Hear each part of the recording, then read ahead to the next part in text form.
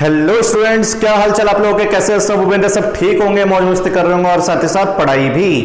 तो देखो बच्चों, ऐसा है कि आज इलेक्ट्रिसिटी का पार्ट नंबर 15 है, जो कि लास्ट पार्ट है, जिसमें मैं आपको हीटिंग इफेक्ट ऑफ करंट पढ़ाऊंगा बच्चों। ठीक है, तो इसमें हम पढ़ेंगे हीटिंग इफेक्ट ऑफ करंट और सीखेंगे कि करंट की वजह से जो हीट बनती है वो हीट हम कहाँ यूज कर सकते हैं, कैसे यूज कर सकते हैं, उसकी एप्लीकेशन पढ़ेंगे और उसी के साथ साथ इसी वीडियो में न्यूमेरिकल भी कवर अप करेंगे। ठीक है, तो सबसे पहले बात कर लेते हैं हेडिंग से ही कि हीटिंग इफेक्ट ऑफ करंट क्या होता है बच्चों।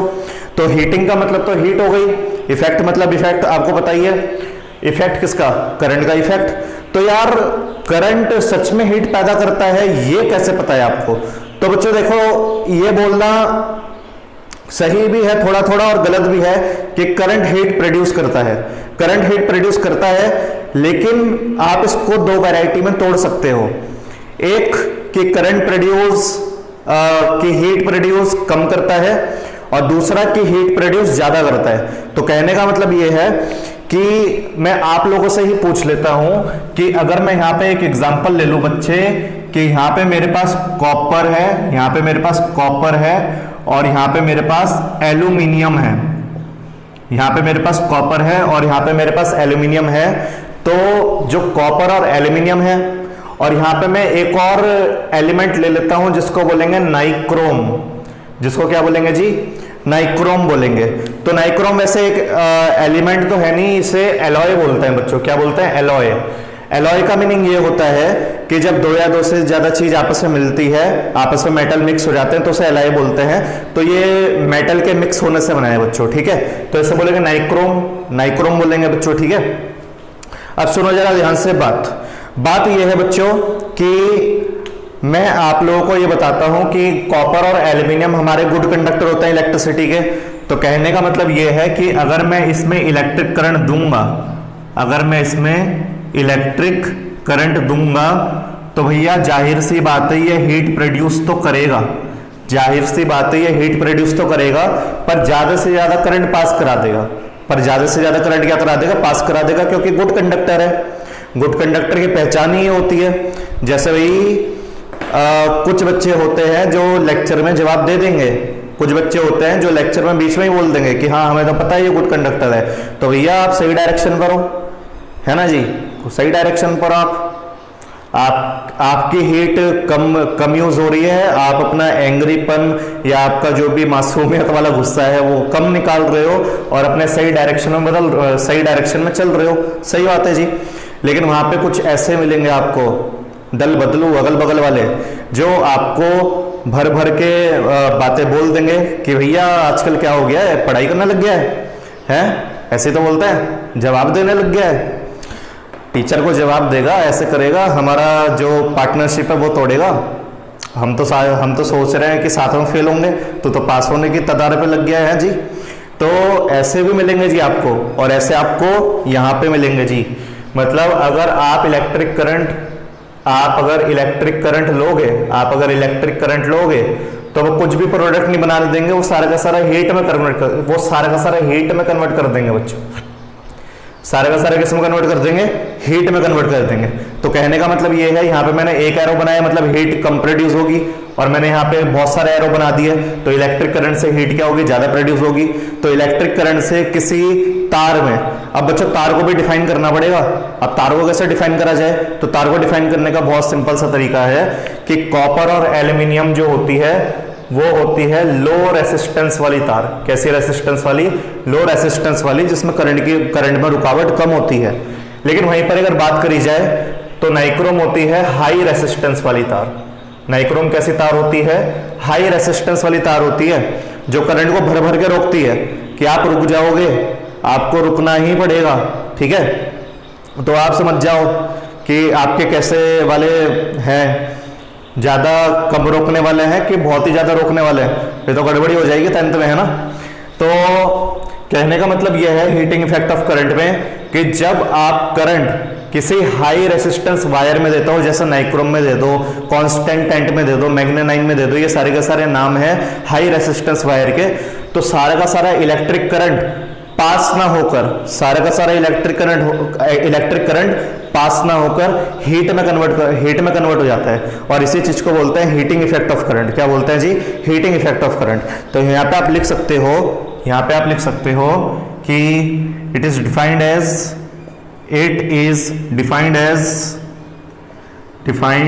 मतलब heating effect of current is defined as भी लिख सकते हो, या तो ऐसे लिख लो, it is defined as when electric current pass through the high resistance wire का ब्रैकेट में आप ये भी लिख सकते हो लाइक नाइक्रोम। एक एग्जांपल था आपको मैंडेटरी यानी कि कंपलसरी याद होना चाहिए, like nichrome to convert into heat is called heating effect of current। तो बच्चों अगर heating effect of current की टीचर डेफिनेशन पूछेगा तो आपको इस तरीके से डेफिनेशन बता सकते हो, ठीक है। अब आते हैं बच्चों हीटिंग इफेक्ट ऑफ करंट के फॉर्मूले पर। तो formula heating effect of current का होता है H is equal to I square into R into T. ये होता है जी formula H is equal to I square into R into T. तो ये हीटिंग इफेक्ट ऑफ करंट का फॉर्मूला होता है जिसमें जो H होता है वो हीट के लिए होता है कि कितनी हीट बन रही है। I जो होता है बच्चों, I होता है आपका करंट, ठीक है। R होता है आपका रेसिस्टेंस, जैसे कि आप लोगों को ये सब मालूम ही होने चाहिए बच्चों, ठीक है। और T तो नॉर्मली आपको मालूम होना चाहिए कि T आपका क्या होता है, T आपका टाइम होता है बच्चों, T आपका क्या होता है, टाइम होता है। तो ये सारी की सारी बातें आपको मालूम होनी चाहिए, ठीक है। तो ये होता है जी फॉर्मूला। तो हीटिंग इफेक्ट ऑफ समझ गए क्या होता है? जब आप किसी हाई रेसिस्टेंस वायर में इलेक्ट्रिक करंट दोगे, तो सारा का सारा इलेक्ट्रिक करंट किस में बदल जाएगा? हीट में बदल जाएगा, ठीक है। और इसी होने वाली चीजों को बोलते हैं हीटिंग इफेक्ट ऑफ करंट। जैसे आप अपना क्या बोलते हैं इलेक्ट्रिक टोस्टर देख लो, आप अपना क्या बोलते हैं आयरन देख लो बच्चों, जो इस्त्री जो होती है आपकी कपड़े प्रेस करने वाली, वो देख लो, तो वो भी तो करंट को हीट में कन्वर्ट कर रही है। तो असल में वहां पे भी हीटिंग इफेक्ट ऑफ करंट का ही तो काम हो रहा है बच्चों, है ना। तो ये चीजें हो जाती है इसमें। अब पेपर में क्वेश्चन क्या आता है? एक तो यही आ जाता है डेफिनेशन के पॉइंट ऑफ व्यू से, और दूसरा क्वेश्चन बच्चों ये आता है कि आपसे बोलते हैं कि हीटिंग इफेक्ट ऑफ फॉर्मूला जो आपने बनाया है ये कहां से आया है, ये किस तरीके से बनाया है। तो हीटिंग इफेक्ट ऑफ करंट का फॉर्मूला बनाने को बोल देते हैं काफी बार। तो मैं आपको सिखाता हूं कि हीटिंग इफेक्ट ऑफ करंट का फॉर्मूला कैसे बनेगा। तो यहाँ पे क्वेश्चन कुछ इस तरीके का आ जाता है। क्वेश्चन आता है डिराइव मतलब फॉर्मूला बनाना। Derive H is equal to I square into R into T. तो ये कुछ क्वेश्चन आ जाता है बच्चों, ठीक है। तो नॉर्मल वे में आप समझ क्या रहे हो, आप इसको बनाना चाहते हो। तो हीट एक तरह की एनर्जी होती है, और मैंने एनर्जी के बारे में कुछ बताया था आपको। अगर आपको पूरे लेक्चर आपने देखे हो तो एनर्जी के बारे में बहुत ठोक पीट के मैंने पहले भी बता रखा है कि जो एनर्जी होती है वो काम के बराबर होती है। एनर्जी किसके बराबर होती है? काम के बराबर होती है भाई, है ना भाई, सही बात है ना। तो काम का यानी कि वर्क का फॉर्मूला आपने फिलहाल अभी तक कौन कौन सा पढ़ा है? तो वर्क के फॉर्मूले आपने दो पढ़े हैं। एक पढ़ा है पावर वाला, power is equal to work done upon time, और दूसरा आपने इलेक्ट्रिक पोटेंशियल में पढ़ा था वी नो डेट। दूसरा आपने इलेक्ट्रिक पोटेंशियल में पढ़ा था V is equal to W by Q, ये पढ़ा था आपने, V is equal to W by Q. तो यहाँ पे जो मेरे पास ये फॉर्मूला है बच्चों, तो यहाँ पे V काम कर रहा है पोटेंशियल डिफरेंस के, यानी कि बैटरी जो आपने अप्लाई करी है, बैटरी में से जो करंट निकलेगा उसमें जो चार्ज होगा वो Q की तरह बिहेव करेगा, और वर्क को ही एनर्जी बोलते हैं। अब वो एनर्जी कोई सी भी हो सकती है, पोटेंशियल एनर्जी हो सकती है, काइनेटिक एनर्जी हो सकती है, अलग अलग तरीके की एनर्जी हो सकती है, और उसी में ही इंक्लूड होती है हीट एनर्जी। मतलब वर्क को एज अ हीट एनर्जी भी बोल सकते हैं, ठीक है। तो यहाँ पे मैं इक्वेशन को अगर थोड़ा टेढ़ा करके लिख दूं तो चलेगा। यहाँ पे मैं लिख देता हूँ W is equal to V into Q. This is the equation number first मान लेते हैं, इसको इक्वेशन नंबर क्या मान लेते हैं? फर्स्ट मान लेते हैं। तो ये है जी मेरे पास इक्वेशन नंबर फर्स्ट। तो वर्क की जगह पे तो मैं हीट लिख दूंगा, क्योंकि वर्क और एनर्जी बराबर होते हैं, तो मैं बेझिझक W की जगह पे H लिख सकता हूं, ठीक है। तो ये रीजन है W की जगह पे H लिखने का। लेकिन यहाँ पे आई स्क्वायर आर और टी कैसे आया जाए? तो मतलब मुझे V और Q को बच्चों हटाना पड़ेगा। नॉर्मल सी बात है, अगर मुझे फॉर्मूला बनाना है तो किसी चीज को हटाना पड़ेगा, किसी चीज की वैल्यू में कोई दूसरी वैल्यू पुट करनी पड़ेगी। तो कहने का मतलब ये है। तो तो मेरे पास यहाँ पे पोटेंशियल है और यहाँ पे क्या है, मेरे पास चार्ज है। तो मुझे कुछ दो फॉर्मूले बच्चों ऐसे चाहिए जिनको काटापीटी करके, जिनको मल्टीप्लाई करके या डिवाइड करके मेरे पास ये निकल के आ जाए, I square into R into T निकल के आ जाए। तो मेरे पास यहाँ पे दो तरीके के फॉर्मूले होते हैं। तो वी नो डेट एक होता है Ohm's law, using Ohm's law, जानते हो ना ओम्स लॉ, फॉर्मूला होता है ओम्स लॉ का, क्या होता है, फॉर्मूला होता है V बराबर I R. This is the equation number second, V बराबर आई आर। और आप करंट का भी फॉर्मूला जानते हो, करंट का फॉर्मूला होता है I is equal to Q upon T, ये होता है I is equal to Q upon T. तो Q का फॉर्मूला क्या बन गया बच्चों, यहाँ पे हमारे पास Q का फॉर्मूला बन गया आई टी, यहाँ पे हमारा Q का फॉर्मूला क्या बन गया, आई टी, क्योंकि मुझे यहाँ पे Q चाहिए था, Q। फर्स्ट इक्वेशन देखो, V की वैल्यू तो आई आर है, तो मैं V की value I R direct put कर दूंगा, उसमें तो कोई दिक्कत की वाली बात नहीं है। लेकिन यहाँ पे जो Q है बच्चों, यानी कि चार्ज है, तो चार्ज की वैल्यू क्या पुट करनी पड़ेगी, आई टी। इसलिए मैंने I बराबर Q बाई टी को Q is equal to I T लिख दिया। अब मैं सेकंड इक्वेशन और थर्ड इक्वेशन को डालने वाला हूँ फर्स्ट इक्वेशन में। तो यहाँ पे मैं लिखूंगा putting equation second and third in first. मैं इक्वेशन सेकंड और थर्ड को फर्स्ट में डालने वाला हूं। ऑल्सो मुझे ये भी पता है कि वर्क हीट के बराबर होता है, तो W की जगह पे मैं H लिख दूंगा, W की जगह पे क्या लिख दूंगा, H लिख दूंगा। तो यहाँ पे W की जगह पे बच्चों H हो जाएगा, W की जगह पे H हो जाएगा, V की जगह पे क्या हो जाएगा, V की जगह पे IR हो जाएगा, और यहाँ पे हो जाएगा IT। तो दोनों I को मल्टीप्लाई करूंगा तो I का स्क्वायर हो जाएगा बच्चों, इंटू R इंटू टी। तो ये बन गया जी हीटिंग इफेक्ट ऑफ करंट का फॉर्मूला, ये बन गया जी हीटिंग इफेक्ट ऑफ करंट का फॉर्मूला, जो पेपर में 2 मार्क्स में पूछा जाता है बच्चों। जो पेपर में कितने मार्क्स में पूछा जाता है, 2 मार्क्स में। तो क्लियर हो गया आपको, क्लियर हो गया, ठीक है। तो ये चीजें हैं हीटिंग इफेक्ट ऑफ करंट की जो आपको पढ़नी है अभी। और इसमें बच्चों एक और लॉ पढ़नी है हमको, तो उस लॉ के बारे में जरा बात कर लेते हैं। सबसे पहले आप इसे नोट कर लीजिए, उसके लॉ के बारे में भी बात करते हैं। तो जल्दी जल्दी नोट कर लो या स्क्रीनशॉट ले लो, जो भी आपका मन हो वो कर लो जल्दी जल्दी, ठीक है। ओके, तो उम्मीद है कि आपने सारे वीडियो लेक्चर देखे हो, ठीक है, उम्मीद ही कर सकते हैं, क्या करें और नहीं क्या करें बताओ। तो एक लॉ है बच्चों जो पेपर में 2 से 3 मार्क्स में पूछी गई है, एक लॉ है बच्चों जो पेपर में 2 से 3 मार्क्स में पूछी गई है। उस लॉ का नाम है जूल्स लॉ ऑफ हीटिंग, ठीक है।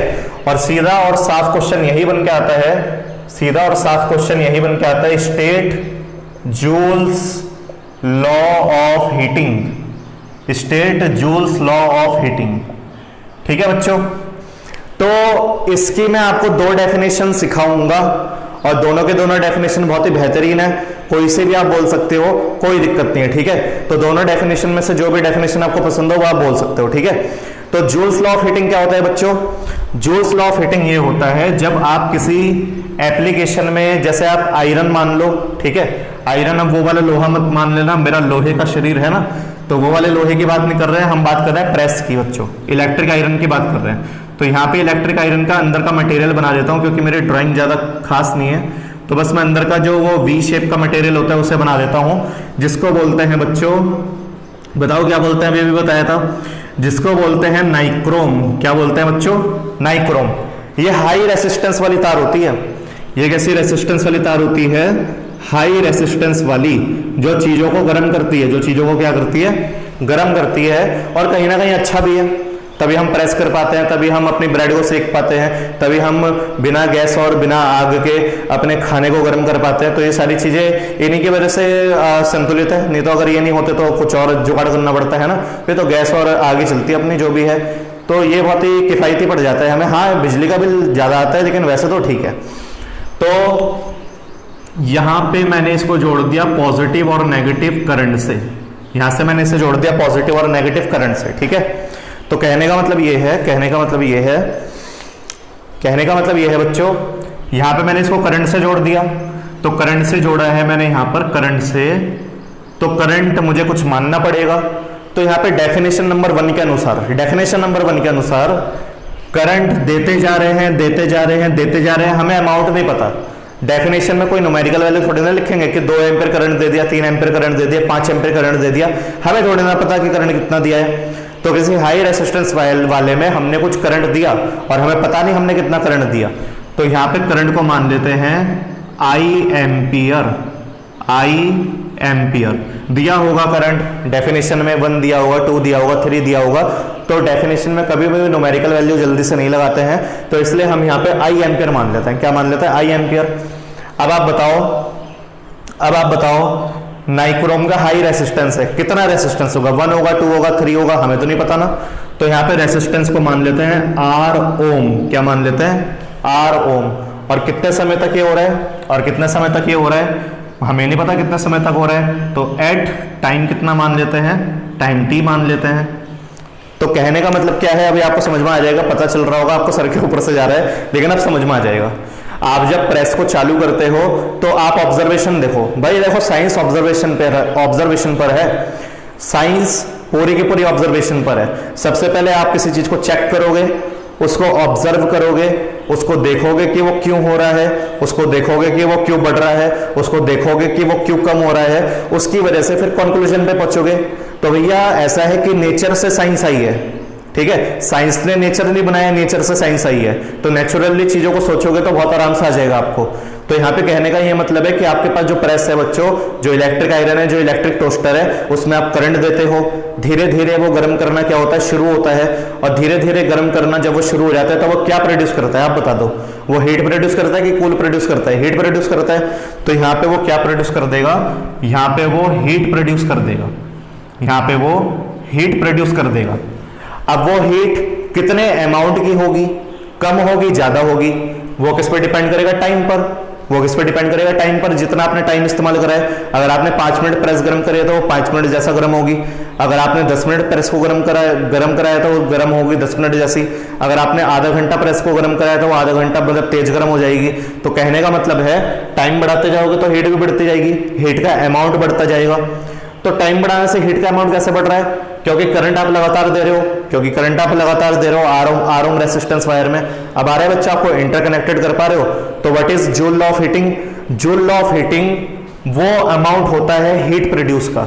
जूल लॉ ऑफ हीटिंग वो अमाउंट होता है हीट प्रोड्यूस का जब आप किसी आर ओम रेसिस्टेंस वायर में आई एम्पियर करंट देते हो। हमें नहीं पता करंट कितना है, तो ये सब यूज करना पड़ेगा। आई एम्पियर करंट देते हो और कितने समय तक देते रहते हो?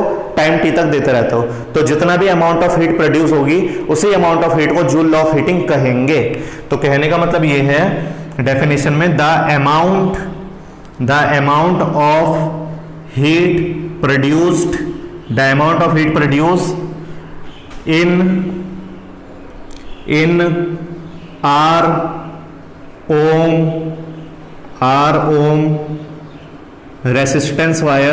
Are ohm resistance wire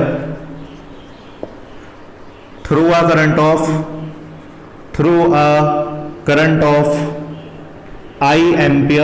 a current of I ampere in time T. ठीक है, तो ये बन गई जी डेफिनेशन। कैसी डेफिनेशन? सिंपल है ना। मुझे उम्मीद है आपके टीचर ने बहुत लंबी चौड़ी लिखा दी होगी, पर इससे भी काम चल जाएगा, कोई काटेगा नहीं। The amount of heat produce in R ohm resistance wire through a current of I ampere in time T. ठीक है, और यहाँ पर हमारा जो बनेगा रिलेशन वो बनेगा H is equal to I square into R into T. और यहाँ पे कहने वाली बात ये होती है बच्चों के डेफिनेशन के साथ इसको भी एक्सप्लेन कर देना कि यहाँ पे H जो है वो डायरेक्टली प्रोपोर्शनल आई स्क्वायर के होता है, मतलब करंट बढ़ेगा तो हीट भी बढ़ेगा। H जो है वो रेसिस्टेंस के भी डायरेक्टली प्रोपोर्शनल होता है, और H जो है वो टाइम के भी क्या होता है? डायरेक्टली प्रोपोर्शनल होता है। ठीक है, तो ये बन गई इक्वेशन नंबर फर्स्ट, ये बन गई इक्वेशन नंबर सेकंड, और ये बन गई इक्वेशन नंबर थर्ड। तो ये 3 बातें हो गई हमारे पास। करंट बढ़ेगा तो हीट बढ़ेगी, रेसिस्टेंस बढ़ेगा तो हीट बढ़ेगी, टाइम बढ़ेगा तो हीट बढ़ेगी। तो कहने का मतलब बच्चों ये है। तो आगे आपको जूल लॉ ऑफ हीटिंग, तो ये है जी जूल लॉ ऑफ हीटिंग, और दूसरी डेफिनेशन बच्चों इसी में छुपी है। आप ये बोल सकते हो the heating effect of current is directly proportional to the current का square into resistance into time. देखो डेफिनेशन नंबर 2 क्या है। डेफिनेशन नंबर 2 ये है, जल्दी से आपको ऐसा कोई लिखाएगा नहीं, लेकिन एप्लीकेबल होती है। The amount of heat produce is directly proportional the amount of heat produced is directly proportional to the current का क्या हुआ है बच्चों, स्क्वायर टू द प्रोडक्ट लिख देते हैं पहले क्योंकि तीनों मल्टीप्लाई में है ना, to the product of square of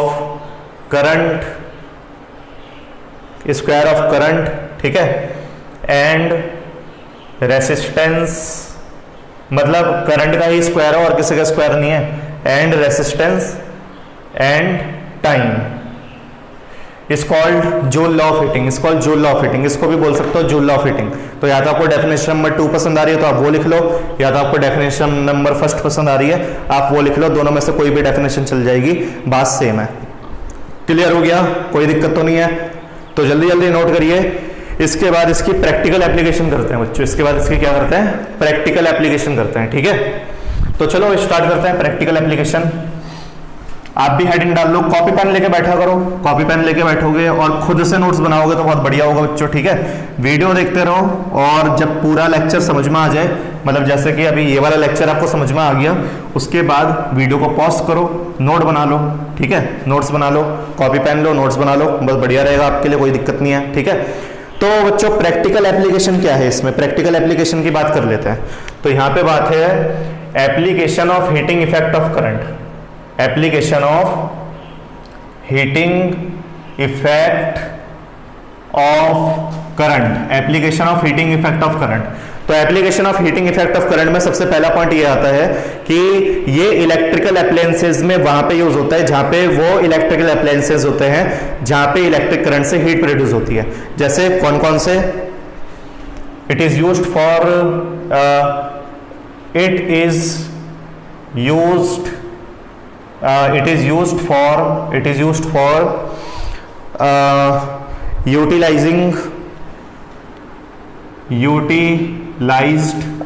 utilized electrical energy into heat, electrical energy into heat. ये यूटिलाइज करता है यानी कि कन्वर्ट करता है इलेक्ट्रिकल एनर्जी को हीट में, into in the heating appliances, ठीक है। हीटिंग अप्लायंसेस आपके कोई से भी हो सकते हैं, लाइक इलेक्ट्रिक आयरन हो सकता है, टोस्टर हो सकता है, ओवन हो सकता है, बहुत सारी चीजें हो गई बच्चों। तो ये सारे के सारे इलेक्ट्रिकल प्रॉपर्टी रखते हैं, जो इलेक्ट्रिकल प्रॉपर्टी को किस में कन्वर्ट करते हैं, हीटिंग वाली प्रॉपर्टी में कन्वर्ट करते हैं बच्चों, ठीक है। दूसरा पॉइंट ये है इट ऑल्सो प्रोड्यूस, हीट तो प्रोड्यूस करता ही करता है, लाइट भी प्रोड्यूस करता है, ठीक है। तो ये भी बहुत ज्यादा इंपॉर्टेंट पॉइंट है कि heating effect of current utilize in electric bulb for producing light. तो ऐसे लिख दूं, heating effect of current, HEOC, heating effect of current is utilized in electric bulb for producing light, कि हम लाइट को produce कर सके, किसको प्रोड्यूस कर सके, लाइट को, ठीक है। तीसरा पॉइंट ये है बच्चों कि heating effect of current electric fuse भी बनाता है। क्या बनाता है, इलेक्ट्रिक फ्यूज। तो heating effect of current is utilized in electric fuse to protect electrical appliances.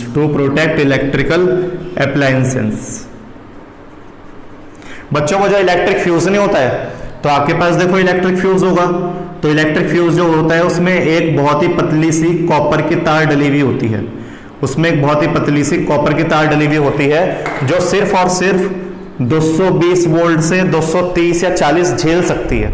जो कितना झेल सकती है, 220 वोल्ट से 230 और 40 झेल सकती है। और यहाँ पे आपका टीवी भी चल रहा है, यहाँ पे आपका फ्रिज भी चल रहा है, रेफ्रिजरेटर भी चल रहा है, यहाँ पे आपके बहुत सारे इलेक्ट्रिकल होम अप्लायंसेस चल रहे हैं इससे, जो 220 का करंट इसमें दे रहे हैं और 220 करंट ये खिल खिल के ले भी रहे हैं, मतलब इनको खुशी हो रही है 220 या 230 लेने में। लेकिन यहाँ पे प्रॉब्लम क्या हुई बच्चों, यहाँ पे प्रॉब्लम ये होती है कि अगर वोल्टेज बढ़ जाता है तो वोल्टेज बढ़ने से इलेक्ट्रिक फ्यूज की हीटिंग बढ़ जाती है, और हीटिंग बढ़ने से वो टूट जाते हैं और इलेक्ट्रिक करंट आगे पास नहीं हो पाता है, और हमारे टीवी फ्रिज भारी भरकम इलेक्ट्रिकल शॉक से बच जाते हैं, हमारे टीवी फ्रिज भारी भरकम इलेक्ट्रिकल शॉक से बच जाते हैं बच्चों। तो ये कहानी है इसकी हीटिंग इफेक्ट ऑफ करंट की, जो आपको मालूम होनी चाहिए। क्लियर हो गया। और दूसरा और तीसरे पॉइंट में बच्चों इलेक्ट्रिक बल्ब की बात हुई है, इलेक्ट्रिक फ्यूज की बात हुई है, तो इनके कुछ इंपॉर्टेंट क्वेश्चन में बनते हैं। एप्लीकेशन तो 3 ही है। पहली एप्लीकेशन ये है इलेक्ट्रिक एनर्जी को हीट में कन्वर्ट करते हैं, दूसरी एप्लीकेशन ये है हीट तो कन्वर्ट करते ही करते हैं, लाइट भी प्रोड्यूस करते हैं, और तीसरी एप्लीकेशन ये है इलेक्ट्रिक फ्यूज में भी काम आता है। किसमें काम आता है? इलेक्ट्रिक फ्यूज में भी काम आता है। लेकिन इसके बच्चों 2-3 क्वेश्चन ऐसे बन जाते हैं जो पेपर के पॉइंट ऑफ व्यू से इंपॉर्टेंट है। तो पहला क्वेश्चन ये बनता है आपका वेरी इंपॉर्टेंट कि वाई, या तो ये लिख दो name the metal to make bulb filament and why it is use. तो कभी कभी क्वेश्चन ये आ जाता है बच्चों कि जो एक मेटल का नाम बताइए जिससे बल्ब का फिलामेंट बनता है, और वो बल्ब का फिलामेंट उस मेटल से ही क्यों बनता है, उसी मेटल से क्यों यूज करा जाता है, कोई दूसरा मेटल क्यों नहीं यूज करा जाता है। तो बच्चों जो बल्ब का फिलामेंट होता है वो बनता है टंगस्टन से। किससे बनता है? टंगस्टन से बनता है। किससे बनता है? टंगस्टन मेटल से। क्यों बनता है?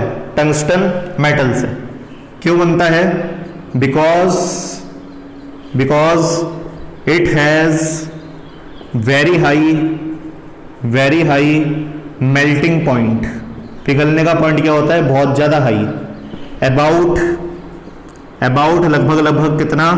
अबाउट लगभग 3380 डिग्री सेल्सियस, मतलब 3380 डिग्री सेल्सियस पे टंगस्टन की तार पिघलती है। तो बल्ब का जो फिलामेंट होता है वो टंगस्टन से इसलिए बनाया जाता है ताकि ज्यादा हीट वो झेल सके, ज्यादा गर्मी झेल सके, और जल्दी से वो खराब ना हो। तो ज्यादा से ज्यादा हीट वो कितनी झेल सकता है? 3380 डिग्री सेल्सियस की झेल सकता है। बच्चों 3000 की बात हो रही है तो बहुत बड़ी वैल्यू ही है, ठीक है, इस पर गौर करना। और आपसे पूछा था क्यों, तो क्यों के लिए हमने रीजन दे दिया, क्योंकि बहुत ही ज्यादा मेल्टिंग पॉइंट होता है इसका। दूसरा क्वेश्चन बच्चों ये आता है रीजनिंग का दूसरा क्वेश्चन कि name the gases filled in electric bulb.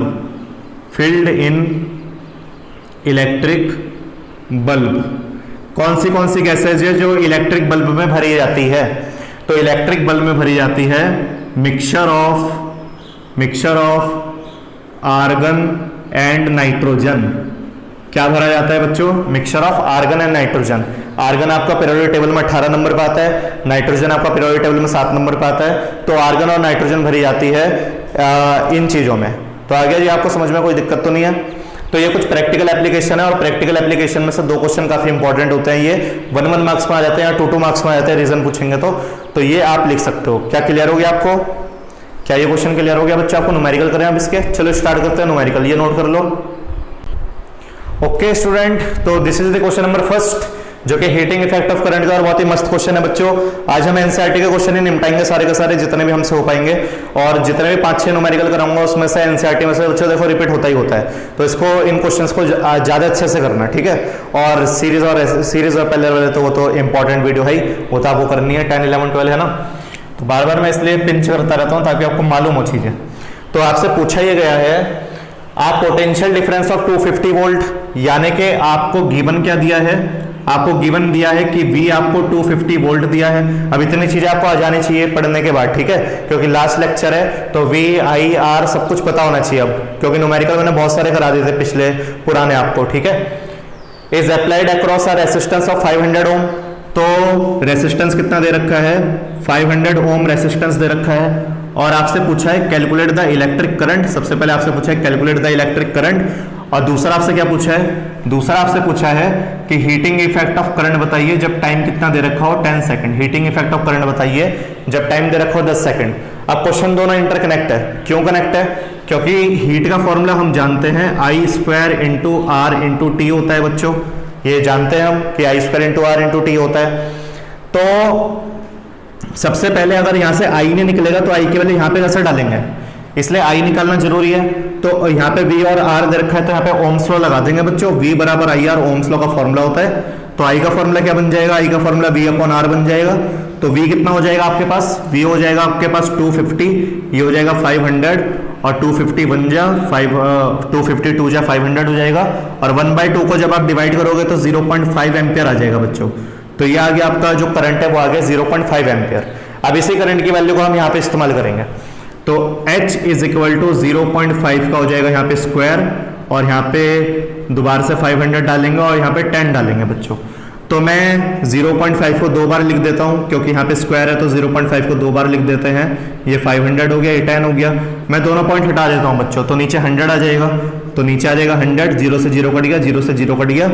अब ये बन गया 5 5 25 और 25 5 75 और 75 में 10 मल्टीप्लाई करूंगा तो 750 हो जाएगा बच्चों। तो ये हो जाएगा 750 जूल। कितना हो जाएगा 750 जूल। तो heating effect of current as a work होता है, तो जो वर्क की यूनिट होगी वही हीट की यूनिट होगी जूल। तो क्लियर हो गया आपको। तो आंसर तो बच्चों बिल्कुल गलत ही आ रहा है। गलत कैसे आ रहा है गलत, जरा देखें। 5 5 जा 25 और 25 5 जा 25 5 जा 5 5 जा 25 5 1 जा 5 6 7, ठीक है 75 ही तो आ रहा है। क्या गलती करी है हमने कुछ कैलकुलेशन में गलती करी है क्या? हाँ बच्चों गलती तो हो गई है हमसे, बहुत ही बढ़िया गलती हो गई है। जरा देखो यहाँ पे है हमारे पास H is equal to 0.5 into 0.5। R कितना है हमारे पास, R हमारे पास 500 है। टाइम हमारे पास 10 हो गया बच्चों, ठीक है। तो यहाँ पे पॉइंट हटाऊंगा तो ये हो जाएगा 5 इंटू 500, नीचे हो जाएगा 10 और नीचे आ जाएगा 100। 0 से 0 कट गया, 0 से 0 कट गया। तो देखो आप 5 10 जा 50, ठीक है।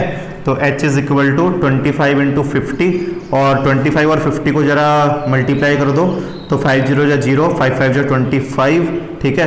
2 0 जा 0 और 2 5 जा 10। तो ये आ गया आपका 1250। तो ये हो गया आपका हीटिंग इफेक्ट ऑफ करंट का आंसर 1250 1250। थोड़ा कैलकुलेशन में यहाँ पे मैंने 75 मान लिया था उसने, ठीक है। तो वो इग्नोर करना, ठीक है।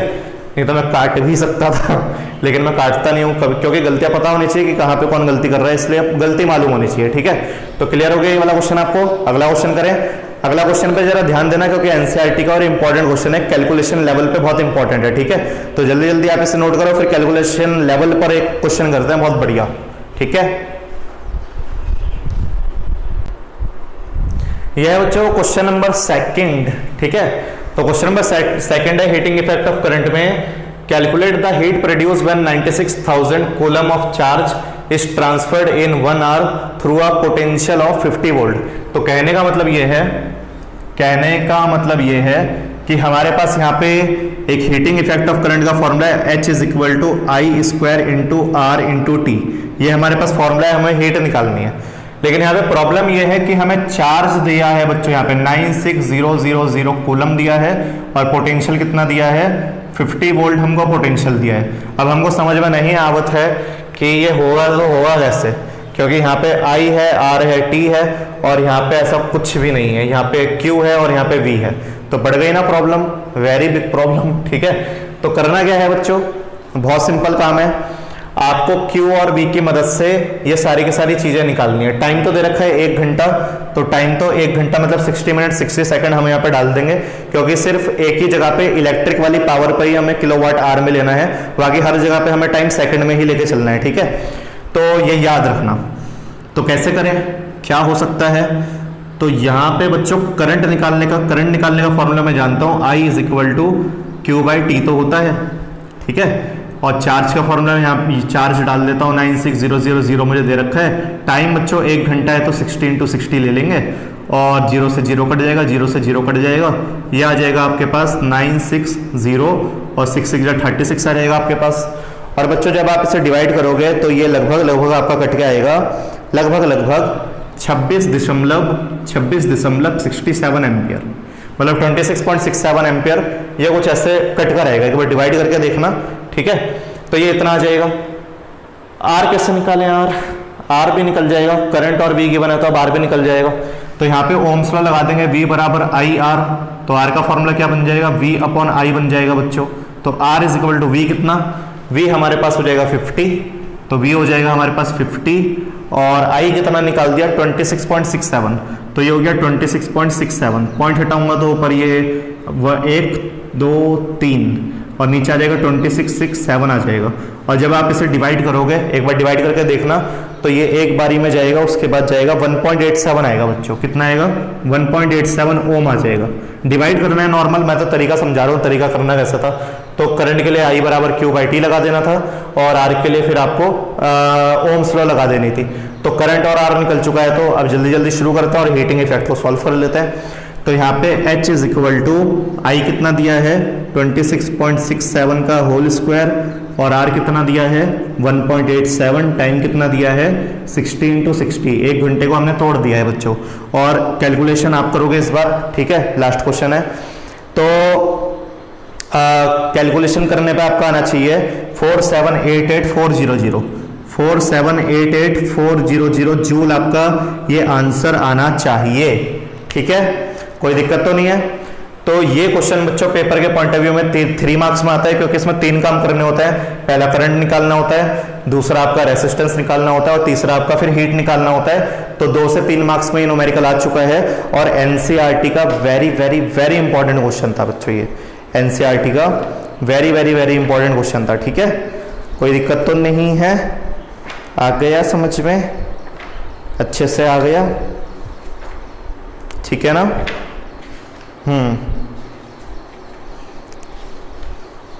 एक क्वेश्चन एनसीईआरटी का बच्चों लास्ट करते हैं, लास्ट, ठीक है। आ रखा है ये पेपर में, काफी बार आ रखा है, ठीक है। तो जल्दी जल्दी आप इसे नोट करो, फिर एक और एनसीईआरटी का क्वेश्चन करते हैं।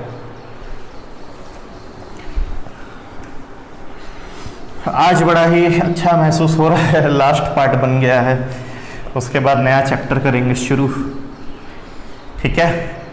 इलेक्ट्रिसिटी हो गया है जी कंप्लीट। क्वेश्चन है question number 3, which uses more energy. आपसे पूछा है क्वेश्चन नंबर 3 एनसीईआरटी का है, विच यूजेस मोर एनर्जी, कौन ज्यादा एनर्जी इस्तेमाल करेगा? 250 watt TV set, 250 watt TV set, ठीक है, 250 watts TV set in 1 hour, in 1 our,